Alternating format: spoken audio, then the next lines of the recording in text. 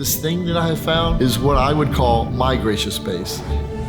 Hi everyone, Jack here with Gracious Spaces, and we are high atop Old Town Orange, the city that I love, I sleep in, I work in. I have amazing opportunity to run a business out of Old Town Orange and have an amazing group of friends. And what brought me this podcast was that opportunity, and certainly are very pleased today to have Frederick here with us.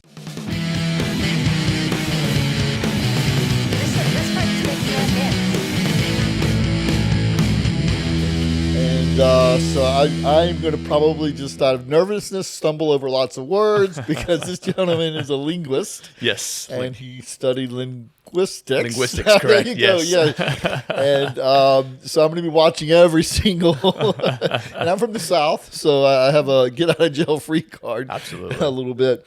But it's going to be an interesting conversation, folks. So I hope you enjoy what we're going to talk about because this man has some amazing experiences. And if I can say this, Frederick, it's something you haven't really shared with too many people. So I'm very honored that you said yes to sit down across from me and share these stories. But we're going to dive into 6 months of this man being immersed into a completely different culture. Yeah. And this was for rounding off your professional, your educational component of what you did. Correct. So set that up for me and tell us how you went from given the opportunity to go to many, many different countries, but you chose probably the most challenging of those countries. Most random too, right? Random, I feel like, yeah. Yes. Yeah, no, and Jack, thank you so much for having me. Appreciate it. Very grateful to be here. And Vanuatu, right? That's the island I chose to, the country I chose to go to. Because, when I was studying, I was in my linguistics degree. So I was studying international studies with an emphasis on languages, right? Which, is linguistics, essentially. It's the study of languages. And we were supposed to study abroad. That's kind of part of the program. You don't have to, but if you get the choice, why not? Yes. right? And they give you the option to go to a different country. And I'm thinking, Spain, Greece. Yeah. I could immerse myself plenty. Absolutely. France was at the top of the list because I was already taking French. I took it in high school, did very well. I loved it, loved the French language. Similar to Spanish, which is my first language, English being my second language, right? And then I also thought Spain, but I already knew Spanish. Yeah. So I'm like, I'm not going to really learn much. There's Catalan, which is another language that they speak there. And I thought about maybe I can learn that language, but I wanted something completely different. I didn't want to, I wanted to think outside the box, right? Yeah. So when I went to the director of the school and we were talking about it and kind of brainstorming a little bit about, where are we going to go? Where am I going to go specifically? He threw out Germany as like, you can learn German. Yeah. Russia was there, but it's a little bit more difficult with visas to get to Russia and get back. And he was like, maybe Russia, we'll have to figure some things out. And I was like, I've never thought about learning Russian. Why not? Right? Maybe. Sure. France was the number one. Spain. Just because I really just wanted to go to Spain, to be honest. Well, you're also handy in the kitchen, I would imagine. Yeah, and they have great food over there, right? And so I thought that was like great options, but nothing got me really excited. I was like, yes, that's the place, right? Yeah. Until he jokingly said, what about Vanuatu, right? And mind you, he had been there for 10 years doing translation. So I knew his story very well. When he was coming in to be the director of the school, we were all the department was very excited to have this guy, come in and direct our program because of the experience he's already had, right? There's educational experiences, which was going to school and having all that, the degrees, but he had real life, 10 years of translating experience. And so we were very excited to learn from this guy. Yeah. And he threw out Vanuatu as a joke. And as soon as he said that, that fired me up. I was like, that's the one. And he's like, oh, no. I'm just joking. We can't, there's no way we can make that happen. I'm like, why not? What do we have to do to make that happen? He's like, do you know how dangerous it could be for you to just go over there? Not that the country's dangerous, it's just the whole, you're going to be in a jungle. The logistics of it all, and the country was cannibalistic at one point, right? But it hasn't been recently, so it wasn't a worry about that. But people knew about that. So the first thing everybody always says, aren't you scared of the cannibalism? I'm like, yeah, it hasn't been an issue for a very long time, you know. And they're like, well, you're gonna be in a jungle, you don't know where to call, you know. Did it cross your mind? And I don't think it really did much. Yeah. Funny enough, it didn't until people kept mentioning it. Right. And then you're like, huh? I'm like, I think I'll be fine. Yeah, Right. yeah. But from there, you know, I think he noticed how excited I was. He's like, well, how are we gonna grade you? How are we gonna go about this? You know. So he had connections over there in the main city. He had some programs that he knew I could, you know, connect to there, and I would have to just figure it out from there too as well. So he had a lot of those connections, but I had to do a lot of the work myself as well. How are we going to grade you was a big point, right? Because it's technically still part of the school, and most of the time you get assignments while you're overseas. I'm not going to have Wi-Fi. I'm not going to have, you know, all these things to be able to just do assignments, right? So he's like, well, I guess we'll grade you by learning the language, you know, linguistics, right? What a better way than, hey, how are you going to be fluent in this language? So that's what the main goal was there, is going in, translating, and learning the language. Yeah. Well, and I think I did a little bit of research on that, and there's like 100 or over 100 indigenous. I think if my numbers are correct, it's over 600. Oh my gosh! Yeah, it's over 600, and none of them are none of them are the same. Yeah, because I remember learning the national language, right? And I learned the national language, and then I went to the islands to learn their native language, well, not their tribal language. Yeah. And then after I came back, I was back in the city for about a week or two. And they're like, hey, let's work on another project while you're still here. Let's learn another. So the first language is Bislama, which is the national language. The national language, everybody speaks that in the country. And then each tribe has their own language and dialect within those languages, right? Yeah. So Toloncan was the other language I was learning at the tribes. And then when I came back to the city, they're like, hey, let's start translating Pama. Because there was actually one guy left that knew that language, and he was, I think, in his 80s. So if he died, the language was dead. Dead language. So we're trying to preserve the language for that one, right? So they right away got me started with that one. It was Pama language. And I thought, hey, I learned Bislama, I learned Toloncan. Sure. Why not? I'll figure it out. Nothing was the same. It was like English and Japanese. But to be a part of something that so particularly could potentially go away. Yes, exactly. Pretty impressive. It was pretty cool. I was pretty grateful, definitely. Yeah. Thinking back now, I'm even more grateful now. Just, you know, because when you're in the moment, you're just getting things done. You don't really think about it as much, right? And then after, you're like, oh wow, that was pretty cool, actually. So how long did it take you to learn A to Z in the Bislama? Yeah, Bislama, I would say 30 days to become, I would say 80%. 30 days, Frederick. Yeah, 30 days. That's not normal, It sounds more impressive than it actually is, though. But as a linguist, that's what we're trained to do, right? You know, we have these, I would say, arrows in our quiver when it comes to learning languages. And also, I really like languages. Just, you know, whenever you go up to somebody and, you know, they speak some random language and you learn a word or two and you just kind of say it, how are you doing? Their face just lights up, right? And I love that. I love making people feel at home with either language or food, right? Yeah. And 30 days does sound like impressive when you, I guess, from a normal perspective, but, you know, when you've been trained and you have, you know, syntax, phonetics, phonology, all those linguistic terms, and you kind of know how languages work, you can start to put it together, and then immersion too. Yeah. Right? It was very intentional with being immersed and being out and about. Sort of sink or swim. Yeah, I wasn't, you know, I naturally, believe it or not, I'm an introvert, but I couldn't just be introverted while I'm there and expect to learn the language. Yeah. So I forced myself to be a very intentional extrovert so that I can learn the language and, you know, immerse myself in the culture right away. Yeah.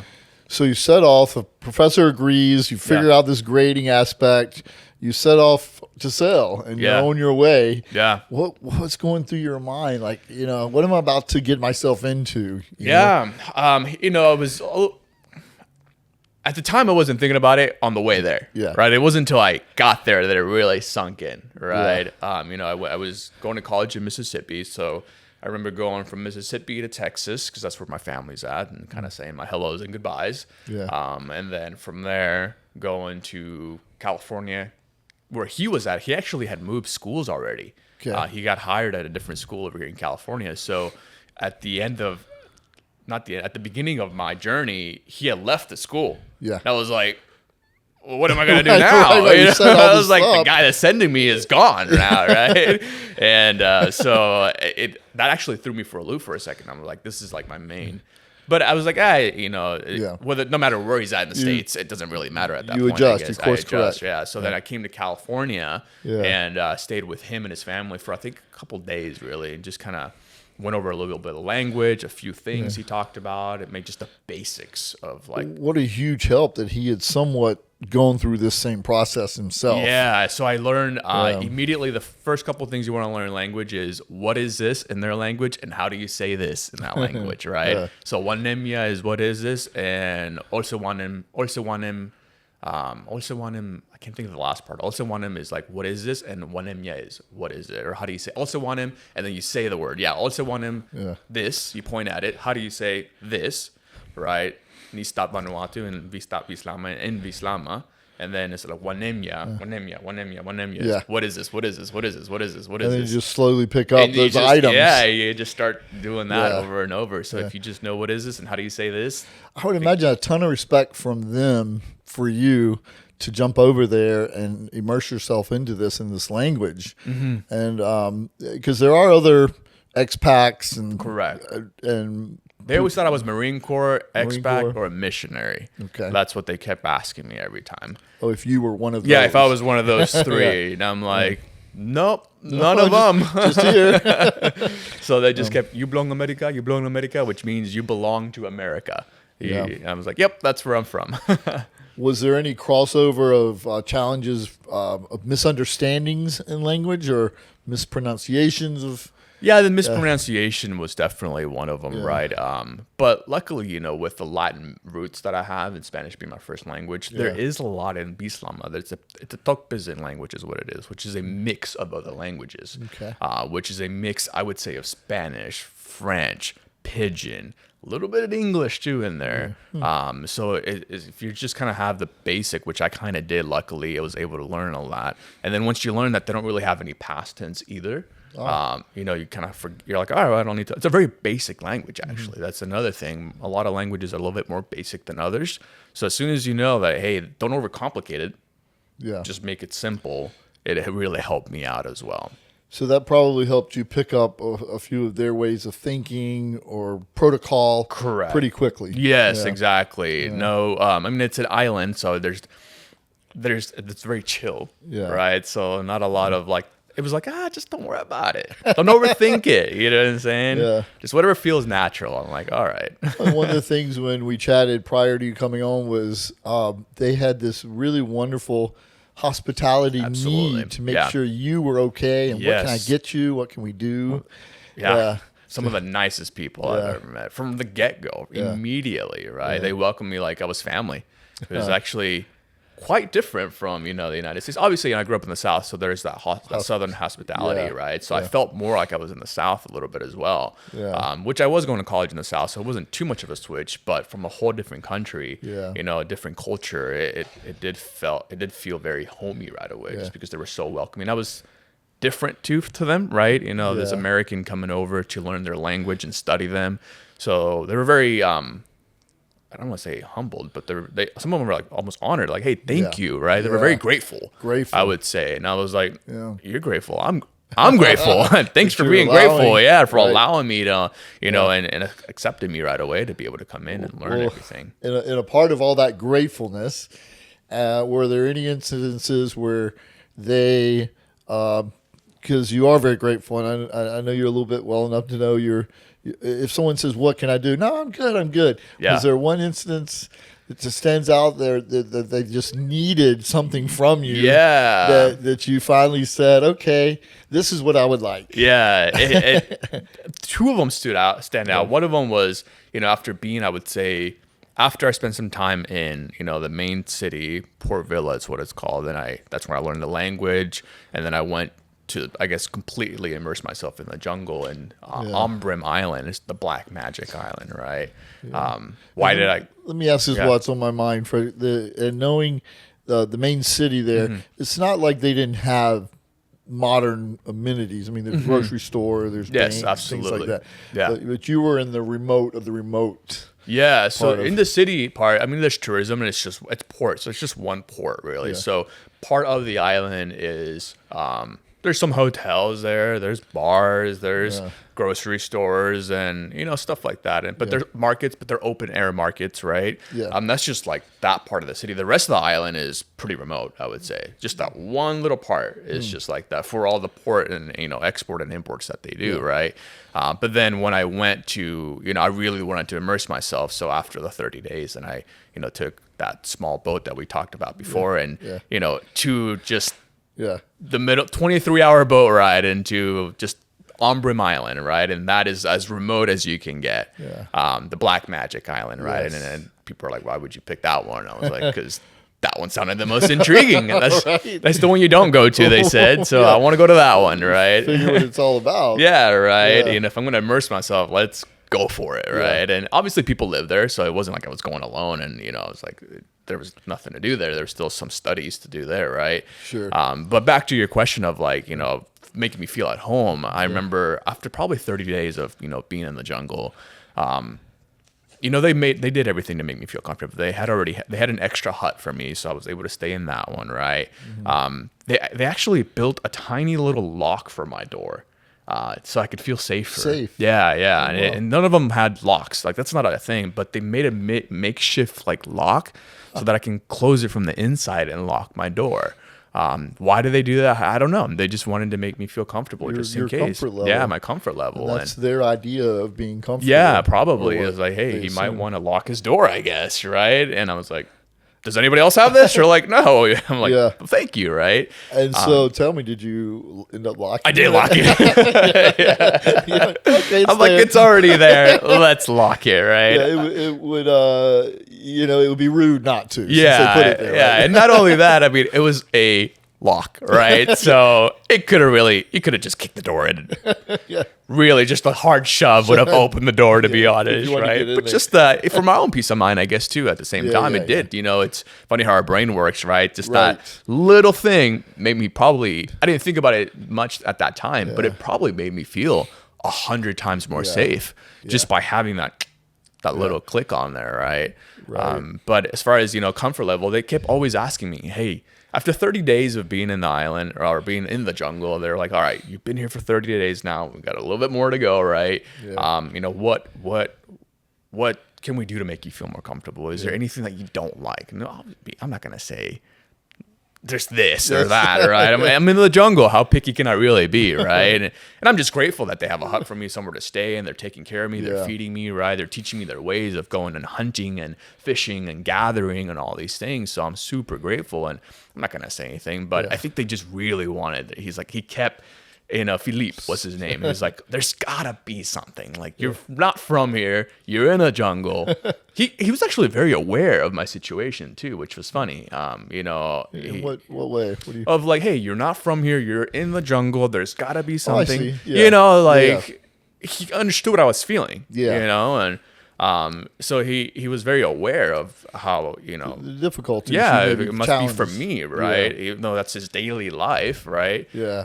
And I was like, maybe this one little thing, I got to give him something, right? I was like, I'll give you something. And he's like, what is it? And I was like, well, there's this rooster that crows every morning. They have several roosters, but one of them lives underneath my hut, because our huts were slightly up off the ground just in case, because we were near the ocean, and in case any water comes in or floods. We're not just laying in the water, right? And there's a rooster that probably 4 a.m., 4:30 a.m. every morning on the dot, because the rooster that starts on like the north side of the island or wherever the sun used to come up, right?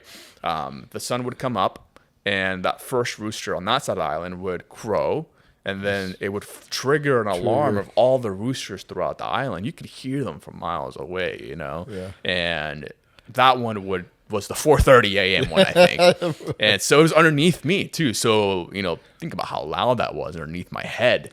And I told him, I was like, that rooster is a little loud, And he's like, I wouldn't worry about that. And I'm like, why not? He goes, that'll be dinner tonight. I love it. And we ate them. Yeah. 4:30. We had the kids go. I did have candy with me because I knew that a lot of the kids were going to be scared of, they've never seen a white man before. Yeah. So some of them were a little bit more scared, and they had, said, hey, you might want to carry something with you to, bribe the kids a little bit, show them, hey, you're friendly. You're a good right? guy. You're a good guy. So in their language, Tolonken was the first thing I learned was Lomuchele Anyonye, which means, do you want a treat? Yeah. And the kids, would be crying and crying and crying. I'd be like, Lomuchele Anyonye. And they're like, yes. yeah, they turn their head still, crying, but stick their hand out. Yeah. So Baby. yeah, it's like a little tiny, like a little toffee almost or something Yeah. like that. I just had a bag full of them, and I would give him that. And then he's like, "Hey, do you have those Philippe for the chicken that we were gonna take care of that day?" He's like, "Do you have any of those treats?" And I was like, "I got one." He's like, "Watch this," and I give him one. He's like, "Whoever gets the chicken gets the treat." Got like 15 kids surrounding my hut, trying to run around and grab this chicken, and it was so funny. Motivation. Actually. Yeah. And they killed the chicken right in front of me, and I helped a little bit, but I didn't feel bad at all.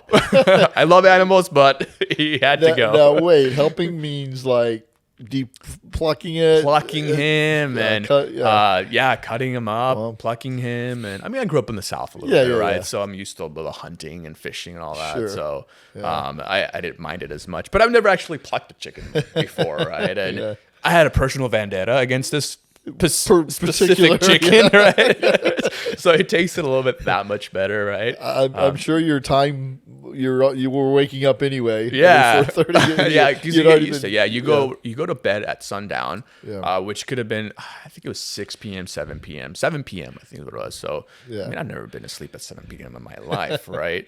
So, but there's nothing else to do. Yeah. So you learn, hey, you go to bed, and you don't have technology either. I think a lot of the things that keep us up is scrolling on our phones, the blue lights, LEDs, technology just keeps our brain awake so much. So after a while, I would go to bed at 7 p.m. and I would wake up naturally with or without the rooster at 4:30 as soon as the sun came up, which I actually felt the healthiest. I had a lot of energy. There's no coffee. Well, you're eating organically. Mm-hmm. Yeah, you're eating organically. Sleeping. Mm-hmm.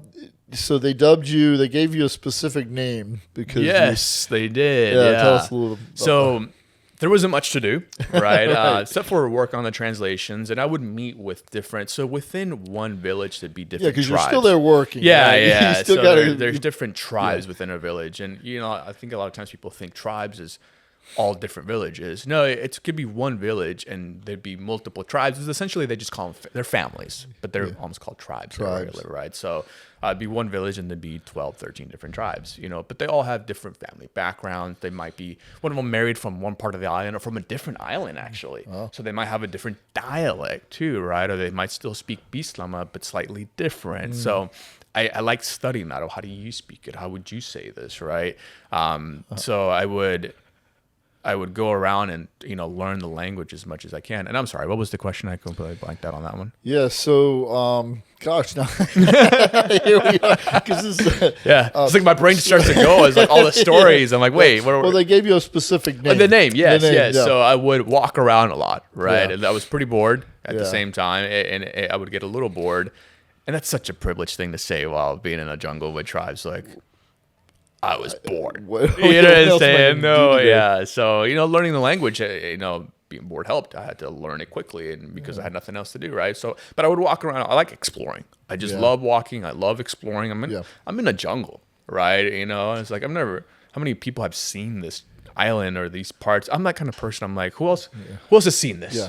What other human being has seen this rock? Right. Yeah. Right. I don't know. So very few. I'm just like, let me just walk around. And I kept walking, and I would walk from village to village sometimes, and around the tribe, and just keep walking around. And a lot of these people I don't think knew that there was also a white man just randomly around. So I'd be walking around. They're like, giving me looks like, what is this guy doing here? Out of the jungle, out of nowhere, right? And the nickname was Vianten Yelan, which means white man that walks around a lot. Yeah, that was the nickname I got, and I was proud of it. Yeah. The white man. It was. What's the white man doing? He's just walking. Well, for these kids that have never seen someone of your kind, American. I can't imagine they were probably swarming around you, like trying to touch you, Yes. follow you, want to hear you. Yes, they, and every morning when I would wake up, Yeah. there'd be like 10, 15 kids waiting outside my hut, my little locked door hut. Very quiet. Yeah, they were quiet. They were very kind. They never knocked or anything like that. Yeah. So I Just would open waiting. the door and they'd just be there, Yeah. and I was like, oh, hello, He's and, emerged for the yeah, day. yeah, and they, I was like a new toy to them. I feel like, right? They Yeah. just wanted to see every day, and they every time we would go to the garden or go hunting, one of the kids would try to come along. Some of them were too young, so they weren't allowed to, right? Yeah. But they were always touching my skin, right? I remember kids sitting next to me, and they just sit there and just pinch my skin for minutes, hours. If we're sitting there for an hour, Yeah. and they just grab my hair, they'd get behind me and just kind of like grab my hair, touch my Fascinating. skin. They were just like, yeah, it was so fascinating to them, Yeah. and it was a lot of fun though. It was cool. It was like, and I did think about it as I was sitting there. I was like, these people have probably. So I let it happen. You know what I'm sure, saying? of Though course. I wasn't gonna be like, what are you doing, right? And I was just like, yeah, go for it. Just I understand the their curiosity. I'm just as curious as you guys Yeah, are too, right? right. Asking all these questions. What do you do? That's what I'm here to do. Yeah. And then why not the other way around as well, right? So Yeah. that was cool. So you were telling me about one of my favorite stories that we chatted about was a kid comes up and says there's these eggs. We got to go find these eggs. Yes, yeah. So one of the Yeah. other villages that I stayed at, it was the last tribe, the last family in this village. So it was 2 kids, grandma, mom, and dad is what it was, right? And I went to this one specifically because I did live in a village with several different families and tribes. And then I went to another village where it was just the one, right? So completely even different experiences in that same island, which is like one village versus a whole village, right? For that one, they were like, all right, we're gonna go get some eggs. And I was like, chicken eggs? They call it duck eggs, which is a land duck. So a duck that eats fish but also lives in like on the land. Yeah. I never saw the duck, and I was like, all right, so we're gonna go like. But there's this We're going to go duck. walk for this duck. What are we going to do, right? Yeah. So we get in a canoe that he made, right? This big old canoe that he made. Yeah. And we're going to go. He said, we're just going to go in the ocean. I was like, all right. I never really asked any questions. How far are we going to go? Yeah. Where are we going? I was just like, all right. It's a new adventure for you. Yeah, new adventure. Yeah. It was hours. Hours. Middle of the ocean. I think he was probably 4-year-old, maybe 4-year-old probably. 4-year-old Tasso. The dad, which is a chief technically of his own tribe, and then me. We're in just this one canoe in the middle of the South Pacific, right? And it's deep. It is. I'm like, that was one of the times I was like, if this thing flips over, we're done. Well, right? very well handmade. Yeah, it was very, very sturdy, definitely. And then we just kept going and going and going. We were paddling for the longest time, I feel like. And then we get to this area where the hot springs are. And I think the reason we got to it, because I was still trying to learn their tribal language, so I get to speak Bislama, but, trying to ask, hey, why are we going to this one? And it's like, I'm not going to bother asking all that, right? So I think we went to that one because the hot springs were a little bit warmer. So I think the ducks or those animals like the warmer, gravitate towards the warmer water and, sand and stuff like that as well. So you just found the hot springs and I took a shower there. That was great because usually I would take a shower by the ocean, which I was salt water. Yeah. So I was itchy they got used to it. I was itchy for the whole time I was there. I remember I got more used to it, but I remember the first few nights I was just itchy I was so uncomfortable. What an adjustment. Yeah, I mean, just Eventually it's bathing in sort of- sort water, right? Yeah. And I remember the hot springs were really warm and it was spring water, and I just took off my shirt, grabbed the shirt, and then just started This is it. let me wash off now, right? And it was so nice actually. But then he was like, all right, we're gonna go into the jungle now and look for this scrub duck egg. And I'm like, all right, I don't know what that means, but let's go find an egg, go. And so we're just going along the jungle. There's pineapples everywhere. It's just natural, like roses. There's pineapples everywhere. He's like, grab a pineapple. Let's eat it, So we're just eating it. There's watermelons and cucumbers that are Cucumbers here in the States are about this big. Yeah. Cucumbers in real life are like this big, by this big. Ginormous. I think they're genetically modified here because who's going to eat a cucumber that's the size of a watermelon? You know, so doesn't make any sense. Yeah, so that's and so we just be eating a little bit of fruit here and there, and then we're in the jungle. We're deep in the jungle. You know, a couple hours in, and he's looking for signs of maybe someone laid an egg or something laid an egg, and I don't know what he's looking for. I'm just along for the ride, and finally he gets to this big. It's called a banyan tree, and it's huge. The trunk's huge. You know. Thousands of years old tree. I don't know how old it is, but it's a massive tree. And he's like, "Oh, here." And so he just starts digging and digging and digging and digging and digging. And he's a couple feet in, you know, digging. I'm like, "Is that for me? Are they gonna push me down?" Like, what is this? He's just digging, you know. And then he keeps digging, and he goes, and then out comes an egg. Yeah. I was so like mind blown. Like, you just dug like. So the duck had buried it for protection. Yes, deep, very deep, very deep. What the heck? I don't. He worked hard. Yeah. I feel kind of bad thinking about it. It was like this duck. Circle of we life. Gotta eat, all right. Right? So this duck, you know, put in its, you know, all that effort to, you know, hide the egg. And it was about, I wouldn't say it was ostrich size, but I would say about this big. Yeah. You know, about this big. You know, we kept going, and then from there, I don't know, it's like you get in the momentum, you just like find another one, and you go, it's like Easter egg hunting. Wow. Right? You just kept, so we probably had 4 or 5 eggs. I mean, all this effort though, I mean, think about it. We had all this effort, 6, maybe 6, I think we got, huge right? amount. For going from one side of the island to another side of the island to then going up the jungle, digging and all that to just bring back 4 or 6 eggs, you know? And I remember stopping on the way back. We stopped out at a little area that was really nice, and it was like a cove, and it was black sand, but the water was clear, and it was part freshwater because of the spring and part, you know, ocean. So it was super clear. It was a bit eerie because there was no fish because of the freshwater. They couldn't in that area. So it was beautiful, eerie, and just like, wow, right? And he's like, "Oh, we're gonna eat one of the eggs here." So we built a quick fire right by the ocean, and we just grabbed this big plant, they call it. I can't remember what, cabbage, island cabbage. That's what they call it. It's a giant leaf.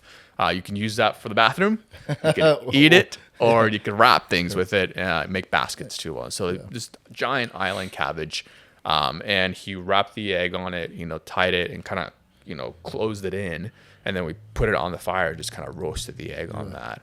And while I'm doing that, the little boy, 4-year-old, catches a little bird, you know, and this cute little bird, and he ties a little rope to it, like he like a leash, right?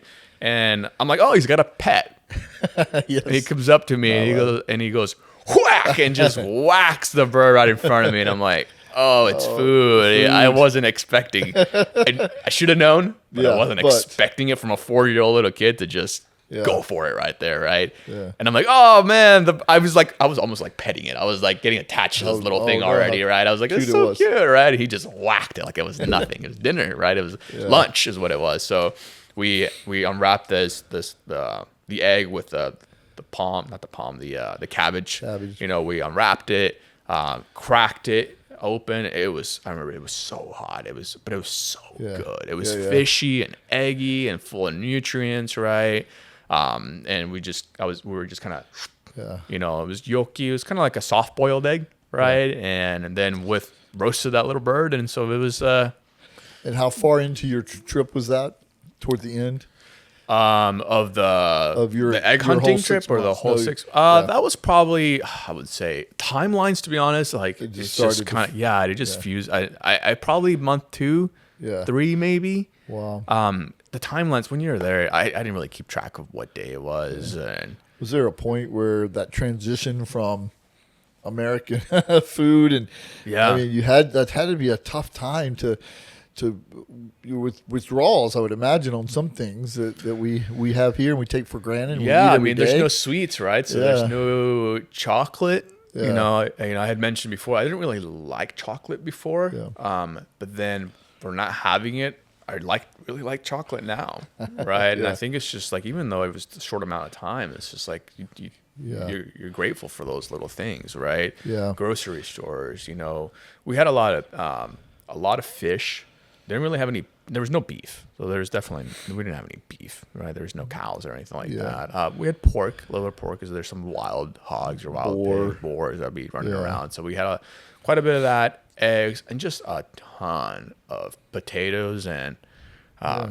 Well, even vegetable fruits. gardens you were expressing to me. Yeah. You had to protect them. You had to kind of hide them. So going out to hey, let's go to the garden is not as easy as stepping in your backyard. I thought he was like, we're gonna go to the garden, and I'm like, all right, well, let's go. Probably right there, right, a couple feet away, probably in your backyard, and we start to walk and.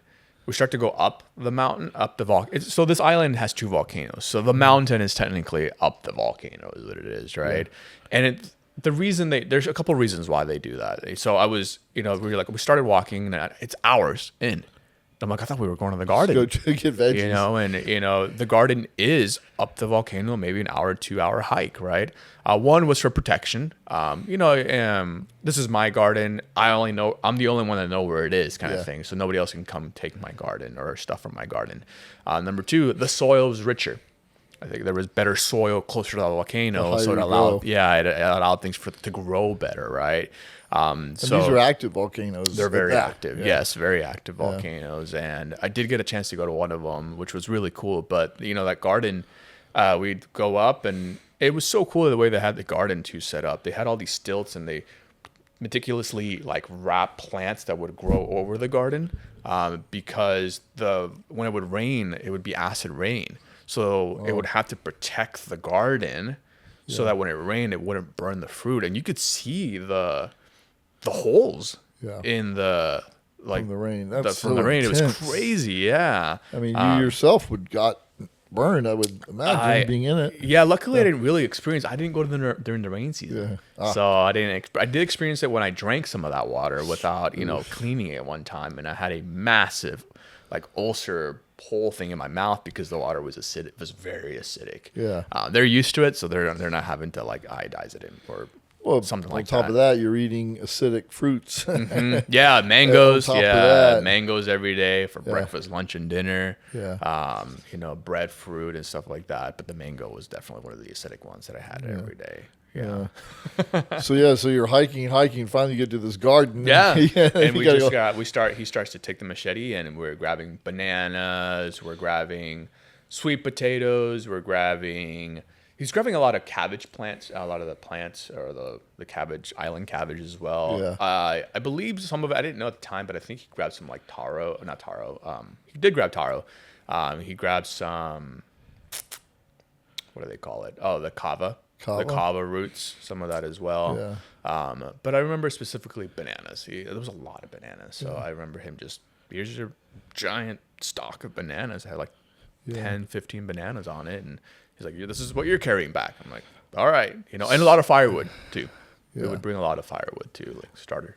Well, I imagine your views on just daily conveniences here, technology, even food would play into that. Yeah, absolutely. I remember when I did come back, right when I finally came back, I walked into Walmart, and I was so overwhelmed. I was just I walked in, I think I shed a tear or two. I would say I cried a little bit, but it wasn't like a sob. It was just wow, that you had that just access to just go in and buy anything, and here I was gathering for my food for a while, and I was just so grateful is what it was. It's like an overwhelming feeling of gratefulness is what it was, which I had never really felt before, right? Even though it's funny, I grew up in Mexico, and then I went to, the United States, and I was always grateful, very proud to be an American because, from coming from over there to over here, the opportunities and the freedoms that we have that we don't have over there. So I always felt that, that somewhat gratefulness, but it was another level of gratitude. Very much so, and I didn't end up shopping. I just walked out. I remember one of my friends was like, "You okay?" And I'm like, No, I can't do this right now. And I just walked out. The adjustment period. Yeah. And I think I mentioned that to you too. I couldn't explain it to people. I couldn't really, how do you explain that level of gratitude unless you're there experiencing it and you're coming back? And I couldn't explain it. And people are like, well, what are you feeling? I'm like, grateful. you know, and even going from a bed, you're sleeping in a hut.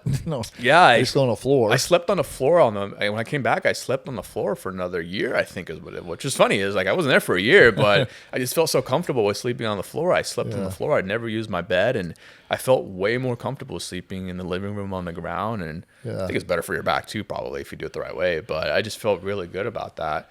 So I kept doing it, and then people would say I was quiet too. You know, like, you're so quiet.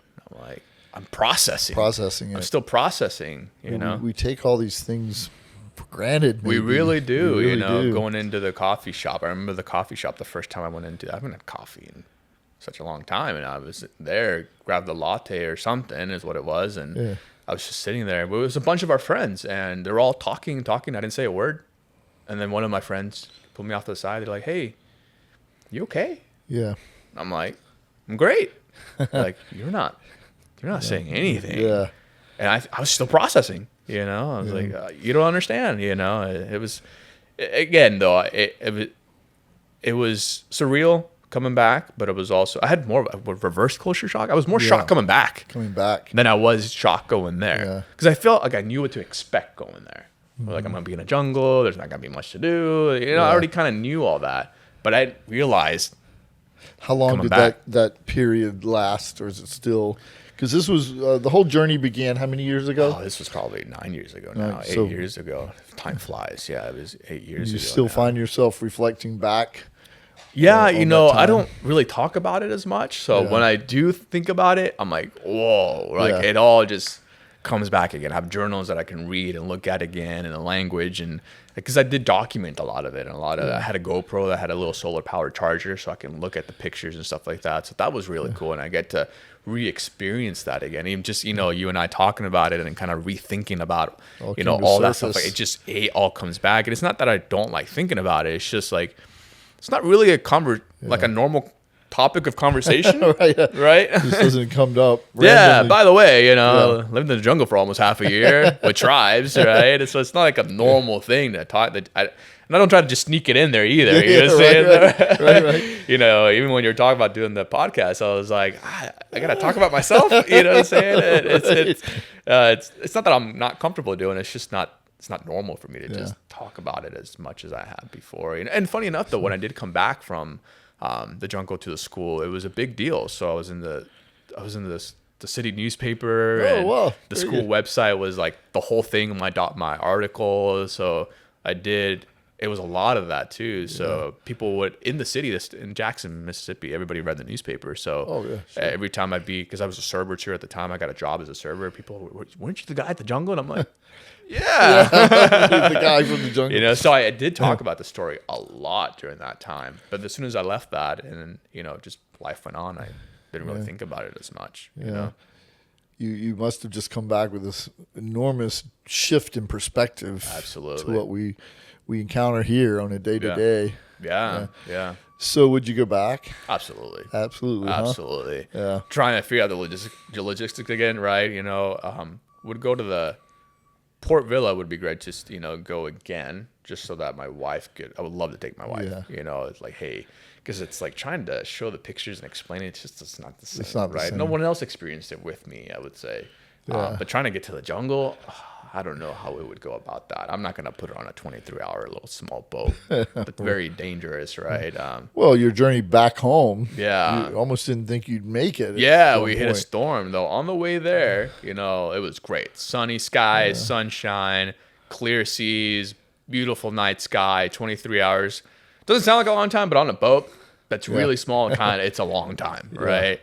And I didn't know which island I was going to land on. I knew which island I was going to, but we kept making stops. So every time we stop at an island, I'm like, is this my island? There's no set schedule. It's island number 3. Yeah, they're like, nope, this is not your island. I'm like, all right. So I just kept waiting for my island, right? And then we ended up getting there at night. I remember not going to sleep for those 23 hours because I'm like, what if I miss my island? Right. You know, what am I going to do? So, well, and you're not even guaranteed you'll get on a boat. Right? Yeah. On the way back home. On the way back home, there was no guarantee that I'd be, because when it was finally time to like come back, and it's been a while, I remember like, all right, someone got some radio notification that the boat was going to come back somehow, and all these things.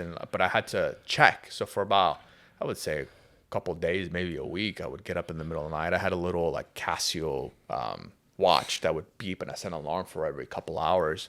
And I would get up in the middle of the night and just walk through the jungle, kind of sleepyhead, and go to the ocean and see if there's any lights, because you could be able to see the lights from miles away or hear the horn of the boat.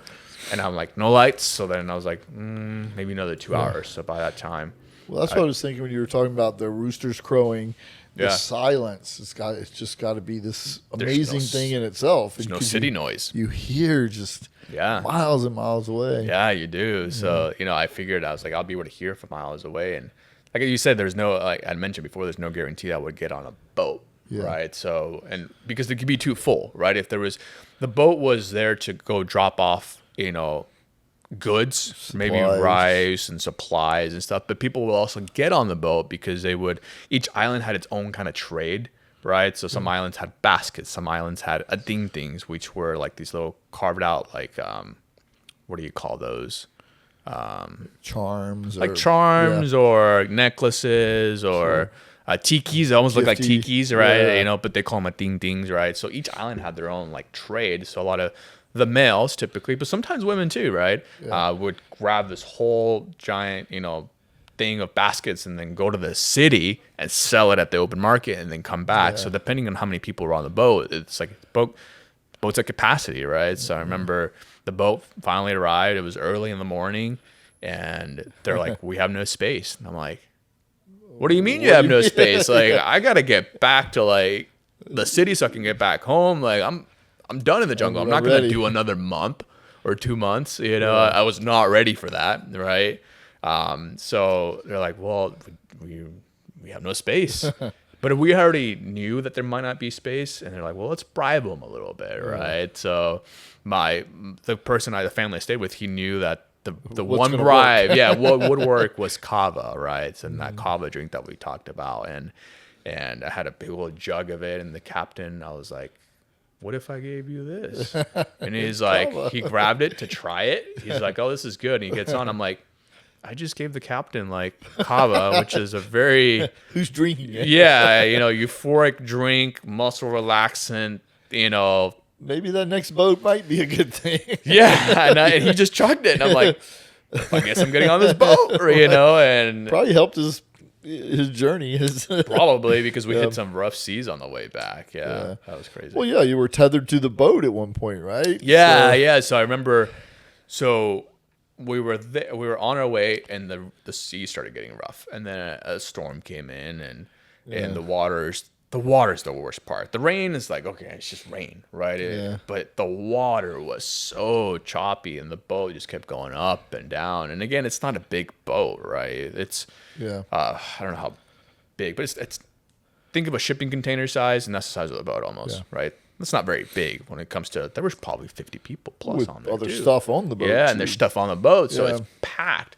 Yeah. And we were just sitting on this boat, getting soaking wet because every time we'd hit down on the water, just giant splash, and I got really, really seasick. And seasickness, I'm not sure if anybody's ever been. If you've ever been, Yeah, I haven't. Knock on wood. Yeah, motion sickness on a boat, it is the worst. I think it's one of the worst feelings I've ever experienced. Your stomach gets jumbled up, so you don't feel well here. You have a headache. You're nauseous. You're almost. I'm almost like, let me just fall in the water. This is better than what I'm experiencing for another 20 hours.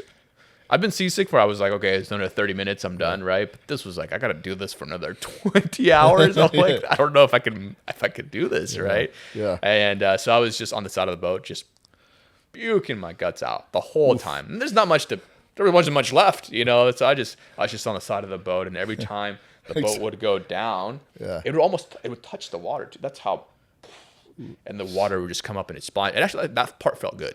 Yeah, it's just some cold water hitting me, but they were scared that I was gonna fall off. Yeah, so the captain, they grabbed a rope and tied it on me, and then he was holding it from his captain quarters. And every time the boat would tip over, he would pull on the rope a little bit to make sure that I wouldn't go, that I wouldn't go down with it. And then they gave me the nickname there, Jonah, Jonah and the whale. They're like, if you fall over, a whale's going to get you and eat you up. So they're like, Jonah, you okay? Yeah. I'm like, I'm good, And I remember one of the tribes or one of the tribe members was just there sitting the whole time too. Again, back to the whole how nice people were. He just sat there for 20 hours rubbing my back. Oh wow. Just Yeah. You okay? You know what I'm saying? Like, just sat there. You the will make whole it. time. You will make You'll it. make it. You'll make it. And they all made sure, like, all right, let's tie a rope to this guy. Yeah. They would bring. They had some like they had some ginger root that they would bring, and they're like, here, gnaw on this. It'll help the nausea.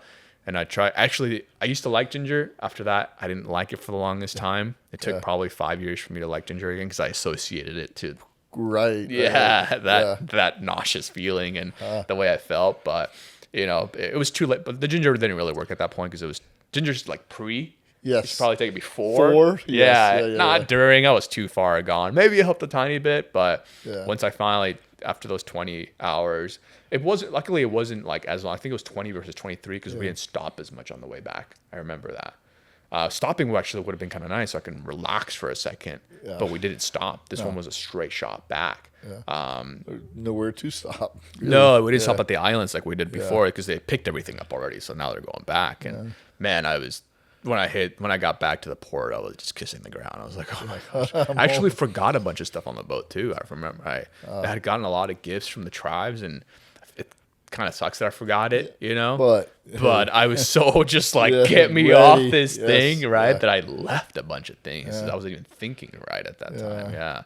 But I'm just glad I was able to get, bribe the captain with the kava and get on the boat. I was just grateful I got back, you know?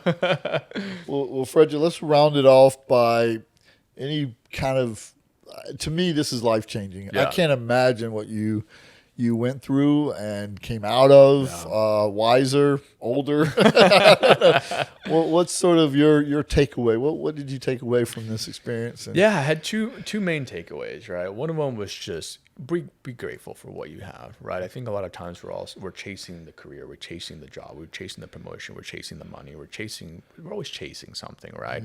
But being here, we're already, in the 1% of the 1% of the world as far as like just having stuff, having food, having roof over our, over our head, having a bed, right? Friendships. We want to feel like the lottery by already being here, right? And just being grateful for that. Everything you want in life, you already have, right? Everything else is just extra. If you have your health, you're doing great, right? And it made me so much more grateful.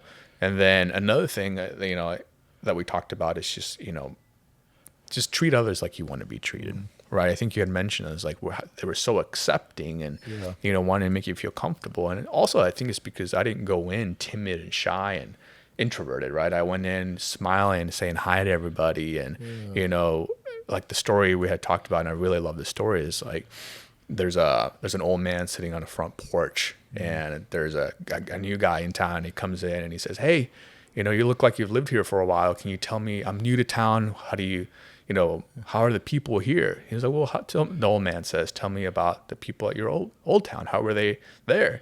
He goes, man, they were bitter, mean, negative, and just like the worst kind of people. He goes, oh man, that's the same kind of people we have here, And the guy keeps on walking. And the next day, there's another new guy that comes into town, and he's like, hey, I just moved to this town. He asked the old man, he's like, how are the people like here? And the old man says, well, tell me, how are the people at your old town?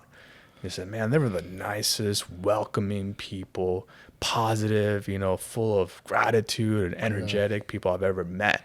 He said, that's exactly what you'll find in this town. The old man gave the different answers to a different person, right? Because it's what you get what you give. Exactly. Right? Yeah. And that's how I felt, being over there. I feel if I would have been negative and woe is me and I'm the American, but you know what I'm saying? Would you have gotten back? It would have been a terrible experience, right? But because I went in with gratitude and just, treating others like I would want to be treated, I had a great experience. I can't say that everybody would have that. I can't say, yeah, everybody should go. You're gonna have the same experience I did. A bed of roses by any means, but I mean, you're faced with so many challenges culturally, food, absolutely, animals, but.